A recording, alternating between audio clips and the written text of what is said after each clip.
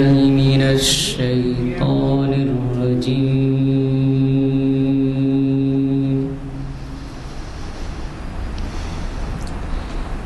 بسم الله الرحمن الرحيم.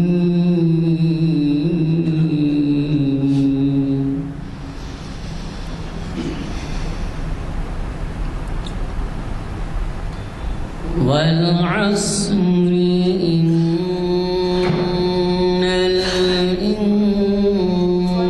الإنسان لفي خسر إلا الذين آمنوا وعملوا الصالحات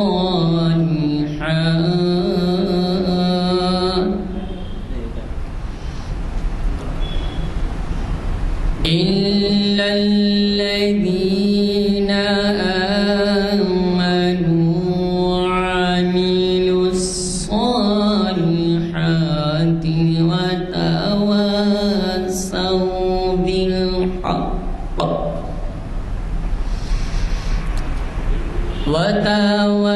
وتواصوا بالحق وتواصوا بالصبر. صدق اللہ العظیم. حضرات، جیسے کہ اعلان کیا گیا ہے، آج ہمارے درمیان آپ کے جانے پہچانے اور مشہور و معروف speaker doctor Iqbal Ahmed engineer ہمارے ہاں تشریف فرما ہیں اور شریعت انفارمیشن سروس کی 850ویں نشست ہے. حضرات، یہ بات تو سبھی جانتے ہیں کہ عیدین جو آتی ہیں وہ ہمارے لیے مسرت کے خزانے لاتی ہیں اور ان کو منانے کے لیے ہم کیا کیا طریقے اختیار نہیں کرتے اور اس کے بارے میں معلومات کم ہوتے ہیں. اب ایک بات دیکھیے کہ ہمارے ان محافل سے نوجوان ذرا کم دلچسپی رکھتے ہیں اور میں نے پہلے ہی کہا ہے کہ آپ ایک نوجوان کو ساتھ لائیں تو اس کا نتیجہ یہ ہوگا کہ اس کے صحبت میں ہلکے حقے میں جو رہیں گے ان کو بھی استفادے کا موقع ملے گا. تو آج کا عنوان جو ہے عید کا پیغام، اور جیسے کہ میں نے آپ سے کہا ہے کہ ڈاکٹر اقبال احمد انجینئر صاحب ہمیں مخاطب کر رہے ہیں آج بتاریخ 16 مئی 2022 بروز پیر بعد اثر جامع مسجد عالیہ گنج فاؤنڈری ایک کانفرنس ہال میں. مقرر کے بارے میں بہت زیادہ اس وجہ سے بھی نہیں کہوں گا کہ وہ آج ہمارے یہاں عذرائے کرم اپنی مشکلات کے درپیش ہونے کے باوجود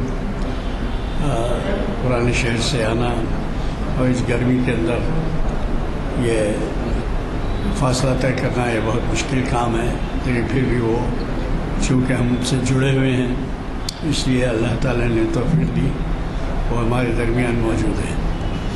میں ان تمام الفاظ کے ساتھ ان کا استقبال کرتا ہوں اور ان سے گزارش کرتا ہوں کہ وہ اپنے دیے ہوئے عنوان عید کا پیغام سے ہمیں مخاطب کریں.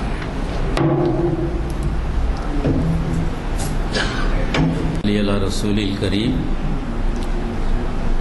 رب اشرح لی صدری ویسر لی امری واحلل عقدۃ من لسانی یفقہوا قولی. محترم غلام یزدانی صاحب اور سامعین کرام، آج کا موضوع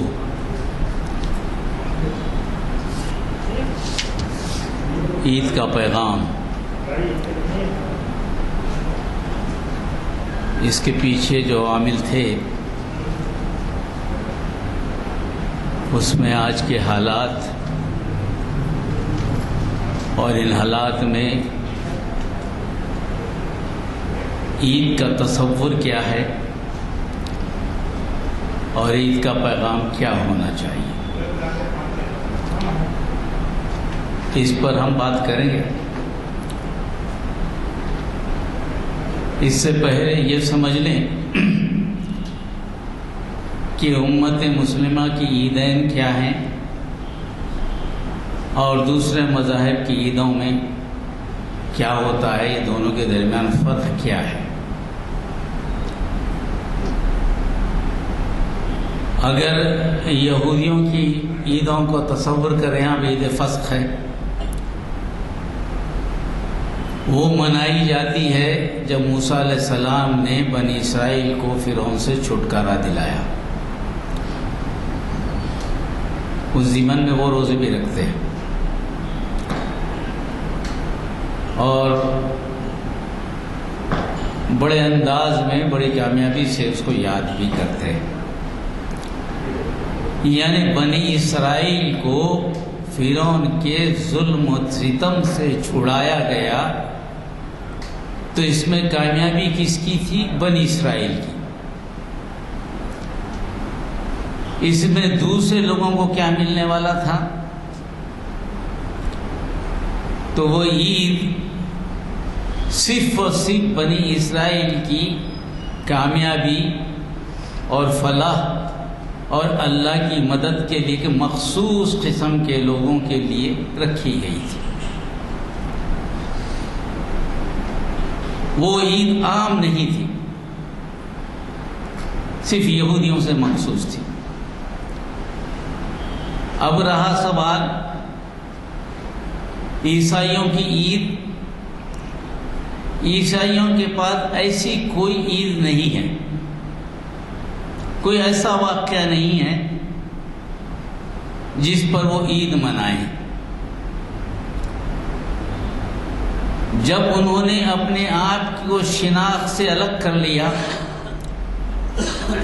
عیسیٰ علیہ السلام کو یہودی ہونے سے انکار کر کے مسیح بنا لیا، حالانکہ عیسیٰ علیہ السلام خود موسیٰ کی شریعت لے کر آئے تھے، اس میں کچھ تھوڑی بہت سی تبدیلی تھی، مگر عیسیٰ علیہ السلام کی انجیل مکمل شریعت نہیں ہے۔ جو چیزیں منع کی گئی تھی موسیٰ علیہ السلام کے زمانے میں، جیسے کہ معافی، توبہ نہیں تھی موسیٰ علیہ السلام کی شریعت۔ مخصوص طور پر اللہ تعالیٰ نے اس کو بنی اسرائیل کی ظلم و زیادتی کی وجہ سے توبہ کا عنصر اس شریعت سے نکال دیا۔ ہر جرم کے لیے سزا تھی ان کے پاس، معافی نہیں تھی۔ لیکن جب عیسیٰ علیہ السلام کو بھیجا گیا تو اس میں تبدیلی لائی گئی اور توبہ کا دروازہ بھی ان کے لیے کھول دیا گیا، مگر شریعت موسیٰ علیہ السلام کی چلی۔ اب اس میں ان کو پریشانی یہ ہوئی کہ بھئی ہمارے پاس تو ایسی قومی عید نہیں ہے، تو کیا کرنا چاہیے؟ تو انہوں نے ایک چیز گھڑ لی، وہ ہے کہ عیسیٰ علیہ السلام کی پیدائش کو ہی ہم دن منا لیں گے، عید منا لیں گے۔ مگر کیا عیسیٰ علیہ السلام کی پیدائش 25 دسمبر کو ہوئی؟ ایسی کوئی دلیل نہیں ہے، ایسی کوئی دلیل نہیں ملتی ہے کہ 25 دسمبر کو عیسیٰ علیہ السلام پیدا ہوئے۔ اگر واقعی عید منانی تھی تو سال اسی سے شروع ہونا چاہیے تھا جس دن سے پیدا ہوئے۔ اچانک دسمبر میں 25 دسمبر اس قسم سے عید منائی گئی۔ اب بہرحال اس کے بعد ایسٹر ہے، وہ ہے، دونوں چیزیں، وہ موضوع نہیں ہے، پھر کبھی بات کریں گے اس کو۔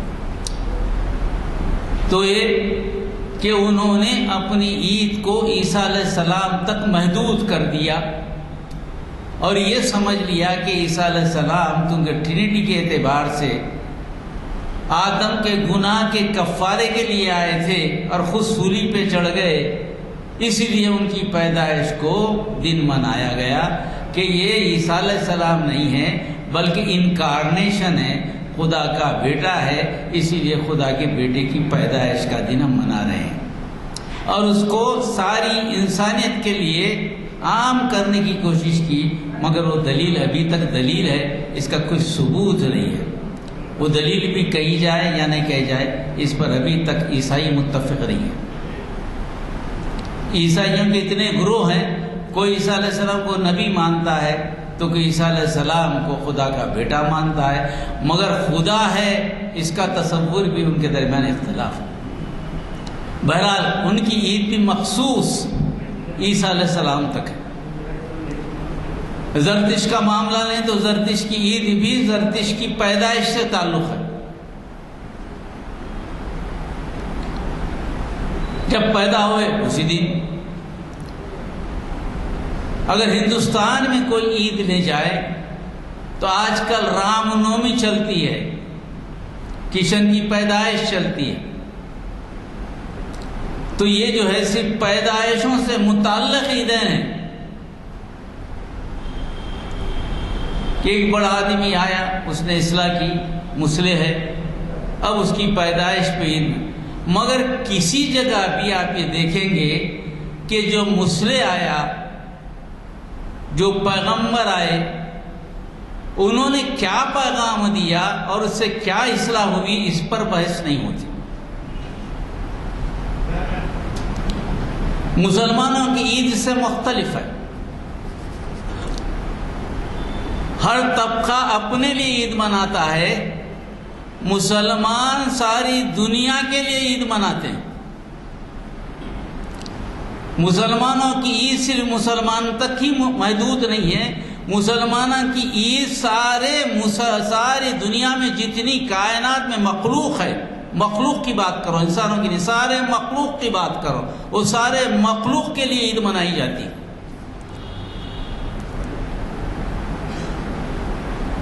اسی لیے روزوں کا جب تذکرہ کیا گیا،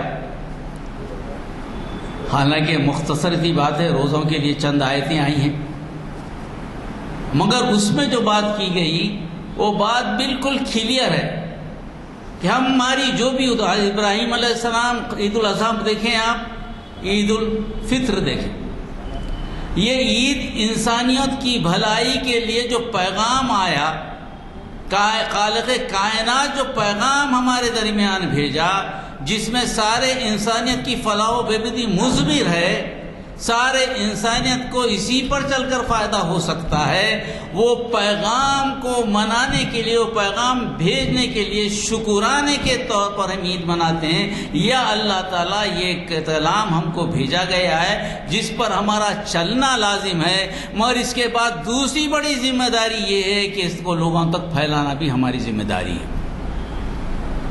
ایک امانت کے ملنے پر یہ عید منائی جاتی، خوشی کا اظہار۔ اس کا مطلب یہ ہوا تخلیق کائنات کے بعد آدم علیہ السلام سے لے کر عیسیٰ علیہ السلام تک جتنے پیغمبر بھیجے گئے، وہ سارے پیغمبروں کو جو اللہ نے وحی کے ذریعے کتابیں دی ہیں، صرف انہی نبی کی قوم کے لیے دی ہیں۔ قوم عاد کو قوم عاد کا پیغام ہود علیہ السلام کا، قوم سمود کو صالح علیہ السلام کا پیغام، قوم نوح کو نوح علیہ السلام کا پیغام، یعقوب علیہ السلام کو بنی اسرائیل کا پیغام۔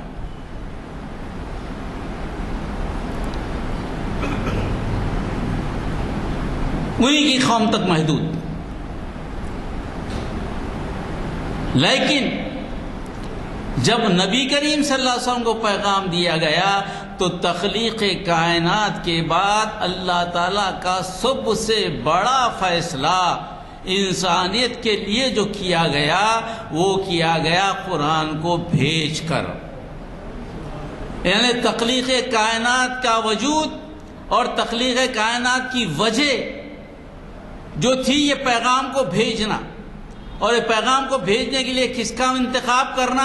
آخری نبی کا انتخاب کرنا کہ بھئی اس کے بعد کوئی پیغام نہیں آئے گا، یہ پیغام فائنل ہے، یہ لاسٹ سلیبس ہے۔ سارے انسانوں کے لیے. تو ہماری عید کا پیغام دوسرے عیدوں سے بالکل مختلف ہے. یہ طبقاتی طور پر نہیں ہے. مسلمانوں کی عید ہے ایسا نہیں ہے. مسلمانوں کی بھی عید ہے, مسلمانوں کی ہی عید نہیں ہے. اسی لیے جب کہا شہر رمضان الذی انزل فیہ القرآن ھدی للناس وبینات من الھدی والفرقان, 3 باتیں کہیں گی.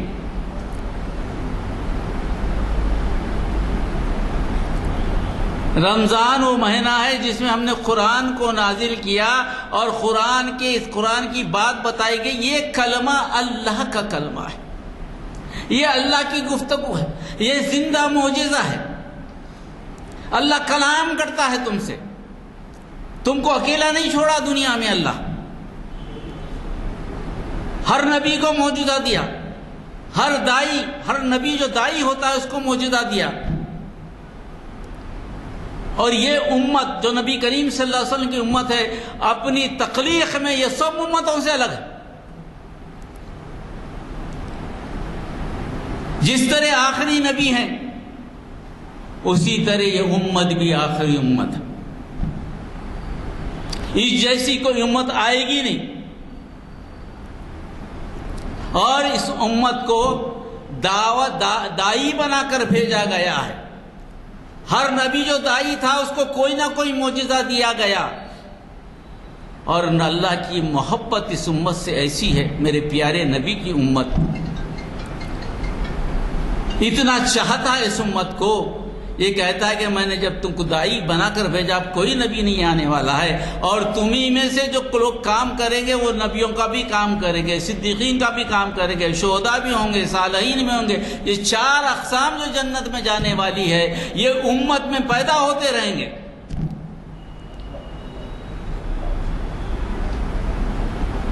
یہ امت, اس لیے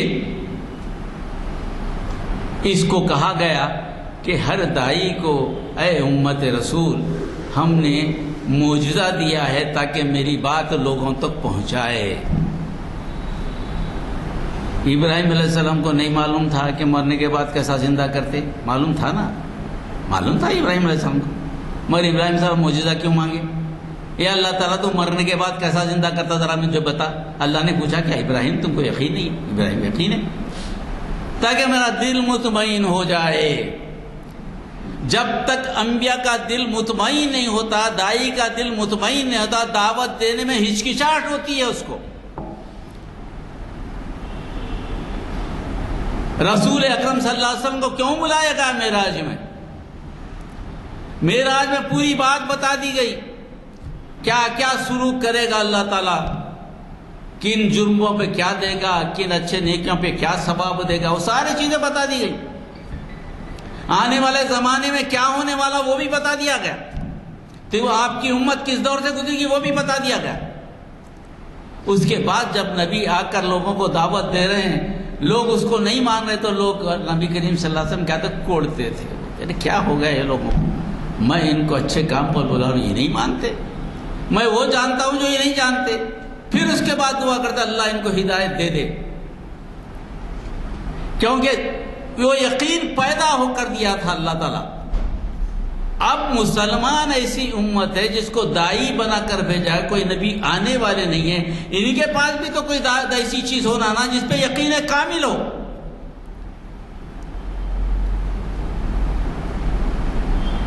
اور وہ یقین کامل کا فیصلہ اللہ تعالیٰ نے قرآن کی شکل میں رمضان کے مہینے میں, رمضان کی ایک رات جو شب قدر ہے, 1000 مہینوں سے بڑی رات ہے, اس رات کو فضیلت دے کر آپ کے سامنے یہ معجزہ رکھ دیا جو قیامت تک جاری رہے گا.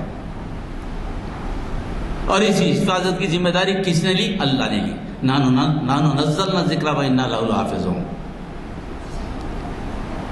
یہ ہے معجزہ, اور یہ کلام ہے, خالق کا کلام ہے, خالق ہی ہے. یہ ایسی بات ہے جیسے آپ اللہ سے گفتگو کر رہے ہیں. اس کو شب معراج میں نبی کریم صلی اللہ علیہ وسلم کا عرش معلیٰ پر بلایا, تو اللہ تعالیٰ نے مسلمانوں پر رحم کیا، بولا کہ عرش معلیٰ پہ میں نے نبی کو بلایا، اب تمہارا بھی جو ہے نا جیسے عرش معلیٰ پر نبی تھے، اب اللہ کا گھر جہاں جہاں مساجد ہوں گے وہ مساجد میرا گھر ہے، تم اس میں حاضری دو، حاضری دو، مجھ سے مانگو، کلام پڑھو، قرآن پڑھیں گے، جیسے جیسے آیت پڑھیں گے میں جواب دیتا جاؤں گا اس کا۔ وعدہ کیا اللہ تعالیٰ۔ سورہ فاتحہ کی اگر حدیث پڑھیں، کبھی سنا دیں گے، وہ موقع میں نہیں جانا چاہتا میں، سورہ فاتحہ پڑھیں گے، جیسے جیسے آیتیں پڑھیں گے اللہ جواب دیتے رہے گا آپ کو۔ مانگو مجھ سے، میرے گھر میں آ کے مانگو، جیسا نبی نے عرش معلیٰ پر مانگا تھا ویسی جو ہے نا سارے مسلمانوں کو مسجدیں ان کا گھر بنا دی گئی اور اللہ کا گھر بنا دیا گیا اور کلام دے دیا گیا معجزہ کا۔ اور ان کا کام کیا ہے؟ دعوت دینا ہے، تو ذمہ داری کیا؟ خود عمل کریں، دوسروں کو اس پر بلائیں۔ نبی کا کام کرنا ہے، نبی کی امت ہے تو نبی کا کام کرنا ہے، اپنے عمل سے تصدیق کرنا ہے کہ ہم نبی کا کام کر رہے ہیں، بچ نہیں سکتے۔ جتنے قریب ہوں گے اتنے ہی زیادہ آپ پر نظر رکھی جائے گی۔ اصول ہے نا کہ کسی ٹیچر کوئی کلاس میں اگر کوئی بچہ اچھا پڑھتا ہو اس پر ٹیچر سخت نظر رکھتا ہے، کہیں یہ جو ہمارے اسکول کا نام اونچا کرے گا، کہیں یہ بچہ غلطی کر کے اگر نمبر کم لایا تو میرے اسکول کا نام خراب ہو جائے گا، اس پر بڑی سختی کرتے ہیں، اس پر نظر رکھتے ہیں۔ ویسی کام اس امت پہ اللہ تعالیٰ رکھتا ہے۔ ذمہ داری تم کو دی گئی، یہ ذمہ داری نبھانا ہے۔ عید الفطر کیا ہے؟ وہ ذمہ داری جو دی گئی ہے اس کو یاد دلانے کا کام ہے۔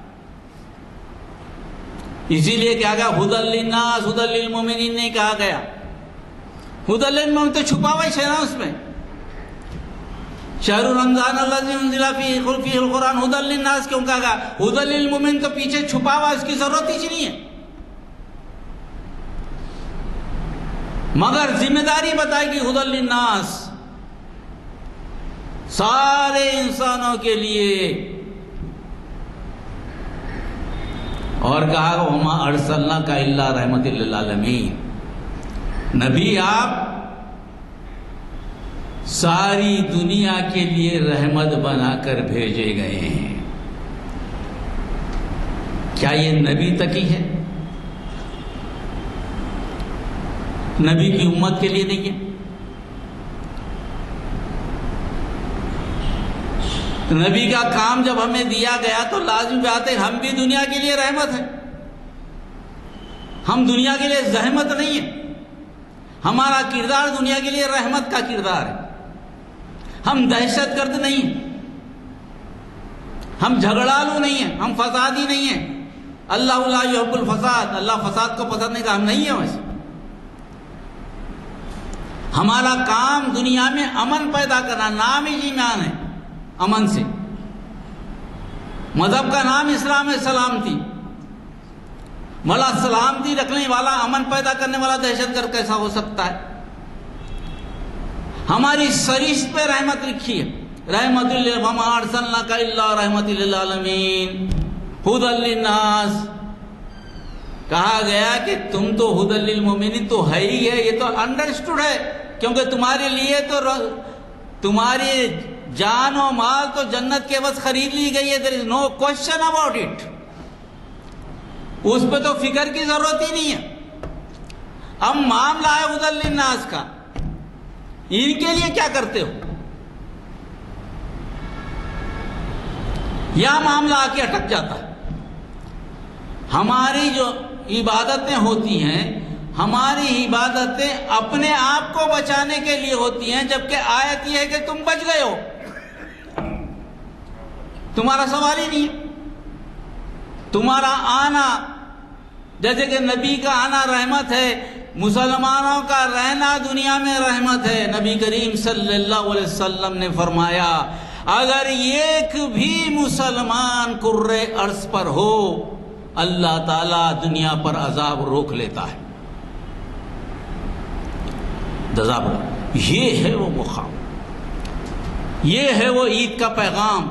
تم اپنے آپ کو سمجھو، کیا ہیں آپ؟ آپ دینے والے ہیں، مانگنے والے نہیں. آپ بانٹنے والے ہیں، لینے والے نہیں. ہر چیز آپ کے پاس ہے. علم جو ہے دراصل آپ کے پاس ہے. دنیا کا علم تجربہ ہے، مشاہدات ہے. علم کیا ہے؟ علم وہ جو خالق کو پہچانے. مخلوق کو پہچاننا علم نہیں ہے، وہ تو تجربات ہیں. اور کوئی جو علم مخلوق کو پہچاننے کا ہے وہ کوئی مستقل نہیں ہے. آج ایک معلوم ہے، کل آگے دوسرا اس کا دوسرا استعمال بتائے گا، تیسرا استعمال بتائے گا. کئی لاز نکلیں گے، ان کے اگینسٹ میں لاز نکلیں گے. مگر خالق کی پہچان صرف ایک ہی جگہ ملے گی آپ کو، وہ ہے قرآن. جو آدمی خالق کو پہچان لیا، جو آدمی مالک کو پہچان لیا، وہ دراصل غلام ہے اس کا. مالک کا انکار کرنے والا غلام نہیں ہو سکتا.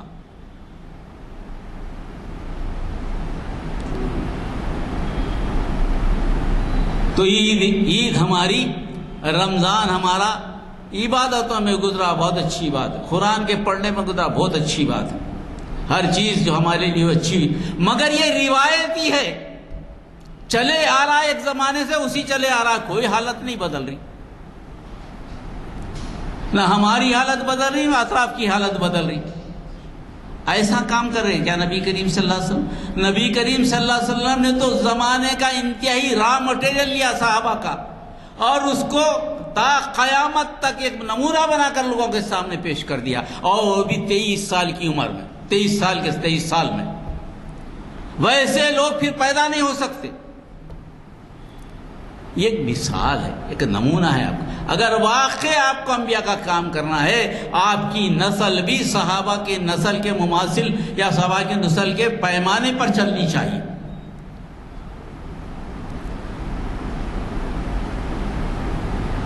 یہ سوچنے کی ضرورت ہے. ہم جو ہے عموماً دھوکہ یہاں کھا جاتے ہیں. ہماری عبادتیں، ہماری وہ سب اپنی جگہ صحیح ہیں، اس سے کسی کو انکار نہیں، کسی کو انکار نہیں کرنا چاہیے ہر آدمی. مگر جو نبی کا پیغام ہے وہ ادا نہ ہو، پھر کیا ہوگا؟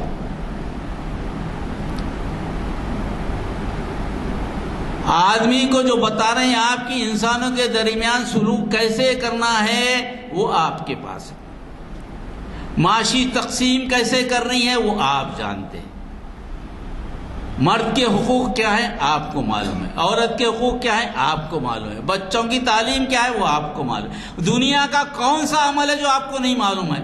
اور دنیا کا کوئی ایسا عمل بتائیے جس میں نبی کریم صلی اللہ علیہ وسلم نے آپ کی رہنمائی نہیں کی.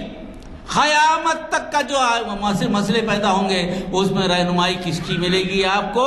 نبی کریم صلی اللہ علیہ وسلم کی. وہ ہے علم. اصل علم کو چھوڑ کر دوسرے علم کے پیچھے پڑیں گے آپ، اور چاہیں گے کہ انصاف کرے. انصاف کوئی نہیں کرنے والا ہے. انصاف ہوگا تو اسی کلام سے ہوگا، دوسری جگہ انصاف نہیں ملے گا آپ کو. کوئی منصف ہو ہی نہیں سکتا. منصف ہوگا تو یہی کلام ہوگا، کوئی دوسرا منصف نہیں ہو سکتا. اب ان حالات کے پس منظر میں میں سمجھتا ہوں کہ یہ ہمارا جو پریفیس میں نے دیا ہے اس پس منظر میں آج کے حالات کا ذرا مطالعہ کیجیے. ہم جس ماحول میں ہیں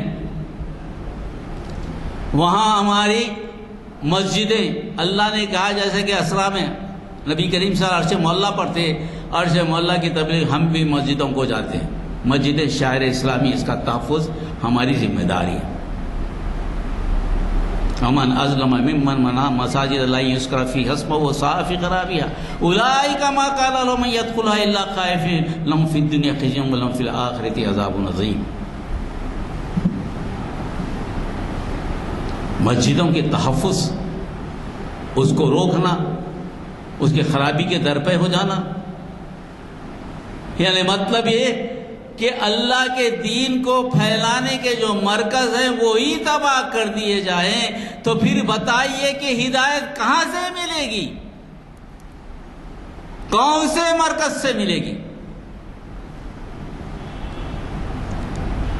اس کا تحفظ ہی نہیں کر سکے آپ، پھر کہاں سے ملے گا؟ کون سا طریقہ ہے بتائیے؟ حالات اتنے تنگ ہو کہ آپ کو ہر طرف سے پریشان کر دیا جائے، اتنا مشکل ہے کہ مشکل ہو جائے کہ آپ کی زندگی دوبھر کر دی جائے. کیا ایسے حالات میں نبی کریم صلی اللہ علیہ وسلم نے ہم کو کوئی پیغام دیا ہے یا نہیں دیا ہے؟ ہمارا ریسپانس کیا ہونا چاہیے؟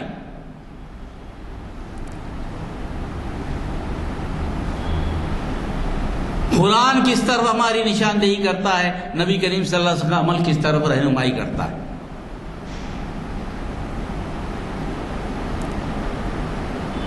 قریش کا ماحول ہے، انہی کے درمیان نبی کریم صلی اللہ علیہ وسلم پیدا ہوئے، انہی کے درمیان امین و صدیق کہلائے. آپ کی عزت و تکریم اس ماحول کا ایک عمل تھا، مگر جب اللہ کی طرف بلانے لگے تو وہی مخالفت میں آ گئے.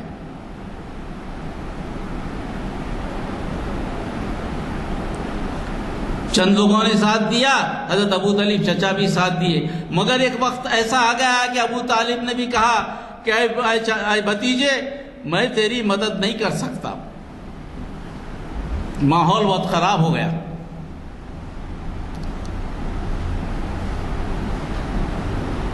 اب تو اپنے پیغام کے معاملے میں کچھ سوچ لے. کوئی مدد کرنے والا نہیں، نبی کریم صلی اللہ علیہ وسلم اکیلے، نبی کریم صلی اللہ علیہ وسلم اکیلے، کوئی مدد کرنے والا نہیں. کیا اس وقت نبی کریم صلی اللہ علیہ وسلم نے کمپرومائز کیا؟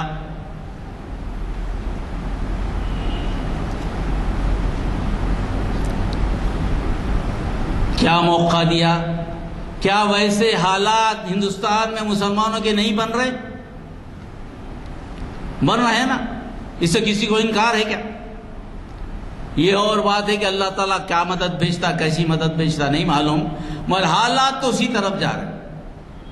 تو ایسے حالات میں نبی کریم صلی اللہ علیہ وسلم نے کیا کیا؟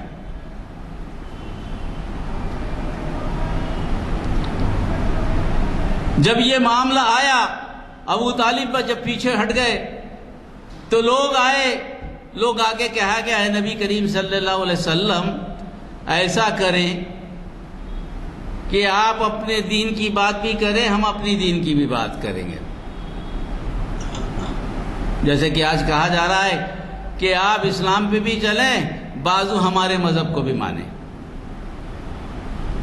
ہم کو کوئی اعتراض نہیں، آپ مسجد کو بھی جائیں، ہمارے عبادت گاہوں کو بھی آئیں، ہم اس کو بھی مانیں گے، اس کو بھی مانیں گے. بات ہو رہی. ہمارا نام تو پرانے اعتبار سے کوئی اور ہی نام رکھا ہے کہ ان کے آبا اجداد تو کوئی اور تھے، ہماری نسل تو وہی ہے. ہم بولے خدا کے بندے، ہم تو آدم کی اولاد میں سے آدم کیا تھے؟ مگر سمجھنے والا نہیں ہے. جب کوئی نہیں سمجھتا، سمجھانے کے باوجود بھی نہیں سمجھتا، ویسی کیفیت میں جب نبی کریم صلی اللہ علیہ وسلم کو گھیر لیا گیا تو وہاں جو ہے سورہ کافرون اتری. پہلی مرتبہ قریش کے لوگوں کو کافر کے لفظ سے مخاطب کر کے پکارا گیا، قل یا ایھا الکافرون. اس سے پہلے کہیں بھی دیکھیں گے آپ نبی کریم صلی اللہ علیہ وسلم اپنے لوگ اس قسم سے بات کر رہے تھے. جب اتمام حجت ہو گئی، نبی کریم صلی اللہ علیہ وسلم کی بات پہنچانے کے باوجود بھی سماج ماننے کو تیار نہیں. اب کوئی بھی صالح عنصر سماج سے نکلنے کو تیار نہیں. بات پہنچا دی گئی، مسلمان ہر چیز کو برداشت کیے، عدالت کے فیصلوں کو برداشت کیے خلاف توقع. اور خلاف توقف ابھی گیاپن واپی مسجد کے تعلق سے جو کانسٹیٹیوشن میں لکھا ہے اس کے خلاف عدالت بات کرتی. عدالت عالیہ اس پہ بحث کرنے کو تیار نہیں.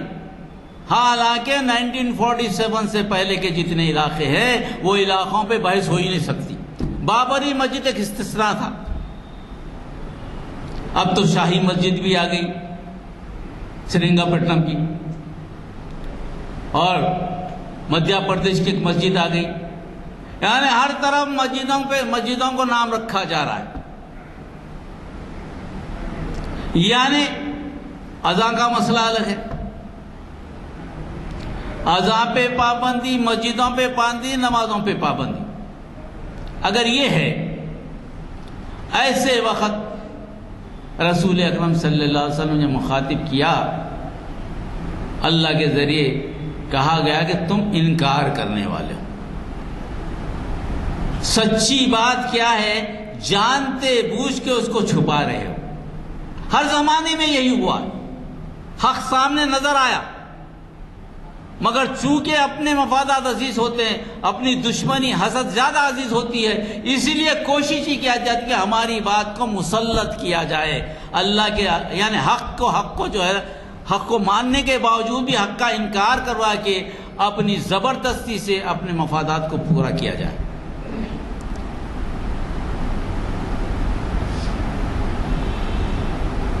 اسی لیے سورہ قل یا ایھا الکافرون لا اعبد ما تعبدون، یہ جو تم لے کے آئے ہو پروپوزل میرے سامنے، یہ پروپوزل میرے لیے قابل قبول ہے. میں عبادت کرتا ہی نہیں، نہ اب کرتا ہوں، نہ آئندہ کروں گا، نہ پچھلے وقت کیا تھا. میں تمہارے خداؤں کی عبادت نہ پچھلے وقت کیا تھا، نہ اب کرتا ہوں، نہ آئندہ کروں گا. Clear stand.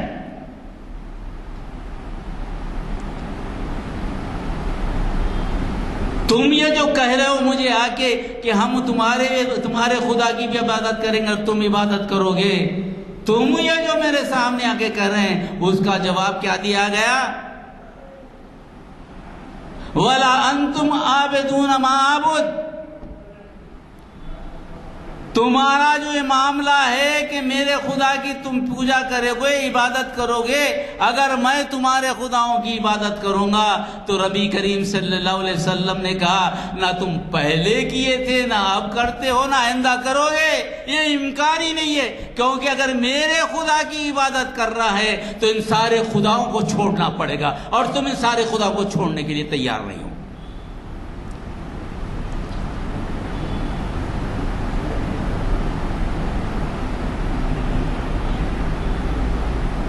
وَلَا عَابِدٌ مَا عَبَدتُّمْ.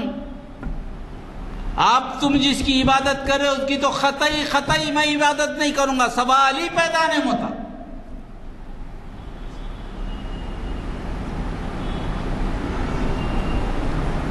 اور یہ اپنے دل سے نکال، وَلَا أَنْتُمْ عَابِدُونَ مَا أَعْبُدُ. یہ دل سے نکال دو کہ تم کبھی اللہ کی عبادت کریں گے، جو میرا اللہ ہے اس کی عبادت کریں گے. تمہارے ذہن میں ہے ہی نہیں. تم میرے کو بھٹکانا چاہتے ہو، تم مجھے جو ہے دھوکہ دینا چاہتے ہو، مجھے اپنے بیانوں میں الجھانا چاہتے ہو، مجھے اپنے مقصد سے ہٹانا چاہتے ہو.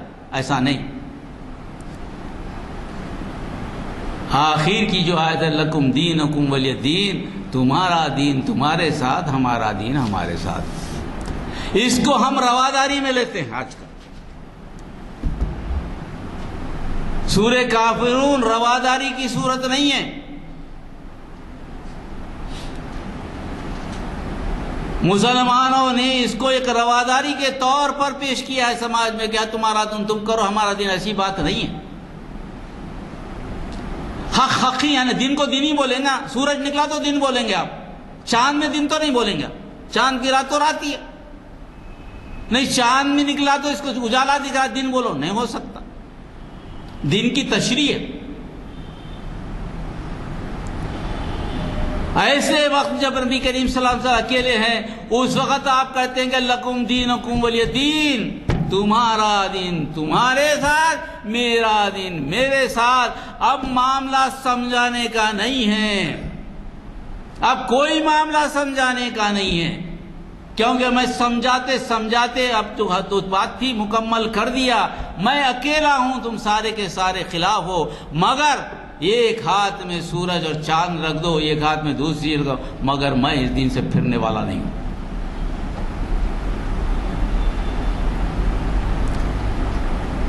اعلان علیحدگی ہے، وہ رواداری نہیں ہے، تم وہ کرتے رہو میں کرتا ہوں، نہیں ہے ایسی بات۔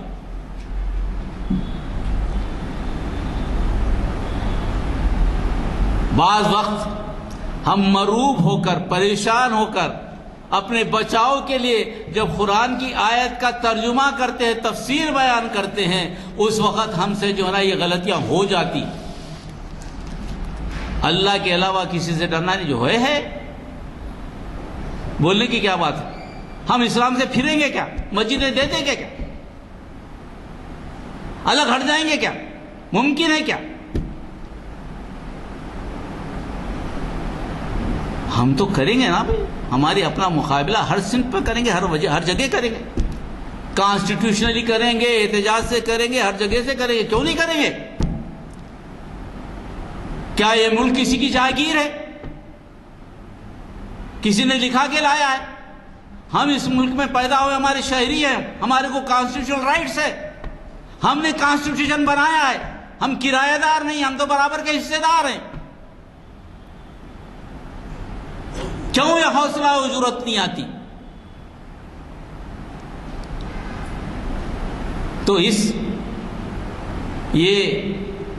عید ہندوستان میں بڑے مشکل حالات میں آئی، بڑے مشکل حالات میں، 1947 ہو 1857 ہو، اس سے برے حالات ہیں اس وقت۔ ٹیسٹ ہے آپ کے ایمان کا۔ ایسے وقت آپ کے اپنے ایمان پر استقامت سے کھڑے ہونا پڑے گا، کیونکہ اللہ تعالیٰ نے کہا ام حسبتم ان تدخلوا الجنۃ ولما یأتکم مثل الذین خلوا من قبلکم مستهم البأساء والضراء وزلزلوا حتى یقول الرسول والذین آمنوا معه متى نصر اللہ الا ان نصر اللہ قریب۔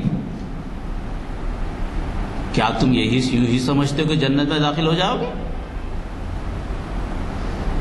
حالانکہ تم سے پہلے کی جو لوگ تھے مستهم البأساء، ان پر تکلیفیں آئیں، ضراء نقصان ہوا، وہ زلزلوا، یہاں تک کہ ہلا دیے گئے، زمین پر رہنا مشکل ہوا، حتی یقول، یہاں تک کہ اس کے درمیان موجود پیغمبر اور اس کی امت پکار ہو اٹھی متی نصر اللہ، اللہ کی مدد کب آ گئی؟ جب انہیں بتایا کہ الا ان نصر اللہ قریب، سمجھدار ٹھہرو، اللہ کی نصرت قریب۔ ایسے حالات ہیں، جب ایسے حالات پیدا ہوتے ہیں، یہ خوشخبری میں آپ کو دیتا ہوں۔ نبی کریم صلی اللہ علیہ وسلم جو سورہ کافرون اترا، اس کے بعد اسلامی سلطنت قائم ہوئی، اس کے بعد ہجرت ہوئی، مدینے میں اسلامی سلطنت قائم ہوئی۔ جب بھی ایسے کشیدہ حالات ہوتے ہیں جہاں زندگی گزارنا مشکل ہو جاتا ہے، سمجھ لو کہ اللہ کی نصرت قریب ہے، اور ان لوگوں کے قریب ہے جو پائے استقامت پر کھڑے ہوں، ان کے ارادوں میں جنبش رہے، بحیثیت مسلمان ہر قسم کی قربانی دینے کے لیے تیار ہو۔ ہم کسی سے دشمنی نہیں کرتے، ہمارا کام امن پر دینا ہے، ہمارا کام خالق کی پہچان ہے۔ ہم کو حکومت نہیں چاہیے، ہم کو کوئی عہدہ نہیں چاہیے، ہم کہتے ہیں کہ خالق ایک ہے، سب کا خالق ایک ہے، اسی کی طرف توجہ کرو، اسی کی طرف پلٹو۔ مسلمان دنیا میں اقتدار کے لیے نہیں آیا، پیغام پہنچانے کے لیے آیا کہ خالق کون ہے۔ للہ ما فی السماوات و ما فی الارض ما تعبدون الا اللہ، اللہ کے علاوہ کوئی عبادت نہیں کریں گا۔ یہ حالات میں ذرا خیال رکھیے، اور کہنا تو بہت ہے، انشاءاللہ پھر بات کریں گے اس پہ سلسلے کو، مگر یہ ذہن میں رکھیے کوئی پریشانی کی ضرورت نہیں ہے، کوئی مشکل کی ضرورت نہیں ہے، اللہ کی مدد بالکل قریب ہے، اس طرح قریب ہے جو آپ کو نظر نہیں آ رہی۔ فَعَسَىٰ أَن تَكْرَهُوا شَيْئًا وَهُوَ خَيْرٌ لَكُمْ، جس تم کو تم مشکل سمجھتے ہو وہ تمہارے لیے بہتر ہے. فَعَسَىٰ أَن تُحِبُّوا شَيْئًا وَهُوَ شَرٌّ لَكُمْ، جس کو تم پسند کرتے ہو تمہارے لیے بری ہو سکتی ہے. وَاللَّهُ يَعْلَمُ وَأَنتُمْ لَا تَعْلَمُونَ، اللہ بہتر جانتا ہے تم نہیں جانتے. یہ چند باتیں تھی میں نے عرض کی. اللہ تعالیٰ سے دعا ہے کہ اللہ تعالیٰ ہم کو آپ کو سمجھنے کی دعا کر لوں یا کچھ نہیں. اچھا بولیے اس کے بعد دعا کر لوں. السلام علیکم حضرات. جو عالمانہ خطاب ہوا ہے میرے بس کی بات تو نہیں ہے کہ اس کے اوپر تبصرہ کروں، لیکن مجھے بڑی خوشی ہوتی ہے اگر اور پیچھے کچھ کرسیاں جو خالی ہیں وہ بھی بھرے ہوتے ہیں. میں نے اس سے پہلے بھی آپ سے گزارش کی تھی کہ آپ کم از کم ایک نوجوان کو ساتھ لائیں تو یہاں تعداد کافی ہو جائے گی اور ہمارا مقصد بھی پورا ہوگا. اب اندازہ لگائیے، میں نے اس سے پہلے بھی آپ سے کہا ہے کہ اخبار اٹھا کے دیکھیے روزانہ قتل کی جو خبر ہے تو زیادہ تر میاں بھائیوں کے بارے میں کسی نہ کسی جگہ قتل. وہ کون سے علاقے ہیں میں نہیں کہتا، لیکن قتل کی واردات جو ہے وہ بہت زیادہ جرائم کے تو ہیں لیکن ارتعا جو ہوتی ہے وہ قتل کی وہ واردات بھی ہمارے پاس ہی زیادہ ہے. ایسے میں کیا مناسب نہیں ہے کہ ہمارے نوجوانوں کو جو ہے ایسی تربیت دی جائے کہ وہ دین سے قریب ہوں. یہ ہمارا عام تجربہ ہے کہ رمضان کے مہینے میں ہو یا تراویح کے بعد ہو یا کسی اور مہینے میں ہو، چبوتروں کے اوپر بیٹھے رہتے ہیں، رات کو گپے مارتے ہیں بچے، اور پھر صبح فجر کی نماز میں غیر حاضر، اور پتہ بھی نہیں کہ ان کو نماز کی بھی تربیت ہوتی ہے. آپ ہی بتائیے کہ اگر ہم اس میں اگر کوئی اقدام نہ کرے، اگر کوشش نہ کرے تو کیسے اصلاح ہوگی اس کی. بہرحال اللہ کے فضل سے ہماری محافظ سے کچھ پیام جاتے ہیں اور یہ پیام اخباروں میں بھی شائع ہوتے رہتے ہیں. آپ بھی کوشش کیجیے کہ کچھ لوگوں کو ساتھ لیتے ہوئے آئیں. میں ہمارے اگلے پروگرام کے بارے میں بھی بتا دوں آپ کو کہ چہارشنبے کے دن یعنی کل نہیں پرسوں بعد اثر اسی مقام پر ایک بہت ہی اہم عنوان سے اقبال اور حیدرآباد، یہ جانی پہچانی شخصیت ہے آپ جناب محمد ضیاء الدین نیر صاحب جو اس وقت تعمیر ملت کے صدر بھی ہیں. کوشش کیجیے کہ نہ صرف آپ شریک ہوں بلکہ زیادہ سے زیادہ اپنے حلقے سے لوگوں کو لائیں. آپ بتائیے ایک ایسی محفل جس میں شرکت سے فائدہ ہی فائدہ ہے اور اجتماعیت کا مظاہرہ ہے، نئے نئے عالم اور نئے مقررین کو آپ مخاطب کرتے ہیں، آپ کو مخاطب کرتے ہیں. آپ اس سے اندازہ لگائیے کہ جب میں بات کہہ رہا ہوں تو یہ ساری دنیا میں دیکھا جا رہا ہے. ہمارے یہاں ایسا انتظام ہے کہ ہم اس کو پوری اس پہ استفادہ کرتے ہوئے سہولت سے اس کی تشہیر جو ہے ساری دنیا میں کرتے ہیں. اب بعض ہزار سنے ہیں، میں خود بھی سعودی عربیہ میں تھا تو آپ کے ان محافل کے بارے میں دیکھتا تھا اور سنتا تھا. تو بہرحال کوشش بھی کیجیے کہ اگر کوئی باہر سے آئیں تو ان کو لائیں بھی اور ان کو لکھیں بھی کہ بھئی یہ براڈ کاسٹ ہوتے ہیں، اس کی طرف توجہ فرمائیں.